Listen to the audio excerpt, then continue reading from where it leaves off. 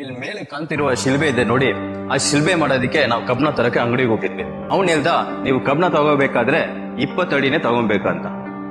ನಮ್ಗೆ ಅಷ್ಟು ಬೇಡಪ್ಪ, ಒಂದು 6 ಅಡಿ 7 ಅಡಿ ಇದ್ರೆ ಸಾಕು ಅಂತ ಹೇಳಿದೆ.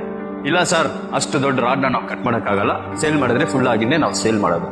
ಇಲ್ಲೊಂದು ಸ್ಕ್ರಾಪ್ ಅಂಗಡಿ ಇದೆ, ಅಲ್ಲಿ ಯಾರಾದ್ರೂ ಕಬ್ನ ಬೇಡ ಅಂತ ಮಾರಾಕಿರ್ತಾರೆ, ಅಲ್ಲೋಗಿ ನಾವು ತಗೊಂಬರೋಣ ಅಂತ. ಆ ಕಬ್ನ ಫುಲ್ ರಸ್ಟ್ ಆಗಿತ್ತು. ಸರಿ ತಗೊಂಬಂದ್ಬಿಟ್ಟು ವೆಲ್ಡಿಂಗ್ ಮಾಡಕ್ಕೆ ಶುರು ಮಾಡಿದ್ರು ನಮ್ಮ ಫ್ರೆಂಡ್.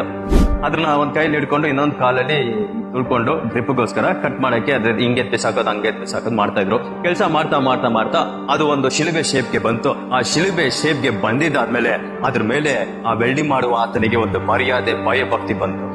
ಯೂಶಲಿ ವೆಲ್ಡಿಂಗ್ ಮಾಡುವಾಗ ಒಂದು ಕಾಲಲ್ಲಿ ತುಳ್ಕೊಂಡು ಗ್ರಿಪ್ಗೋಸ್ಕರ ಮಾಡ್ತಾ ಇದ್ದವನು ಮತ್ತೆ ಆ ಕಾಲ್ ಹಿಂಗ್ ಹೋದಾಗ ವಾಪಸ್ ತೆಗೆದ್ಬಿಟ್ಟ. ಒಂದು waste, rejected, rust piece of iron ತಗೊಂಡ್ಬಂದ್ಬಿಟ್ಟು ಇಲ್ಲಿಟ್ಟಾದ್ಮೇಲೆ ಅದು ಮೋಸ್ಟ್ ರೆಸ್ಪೆಕ್ಟ್ಫುಲ್ ಪೊಸಿಷನ್ಗೆ ಹೋಯ್ತು ನೋಡಿ.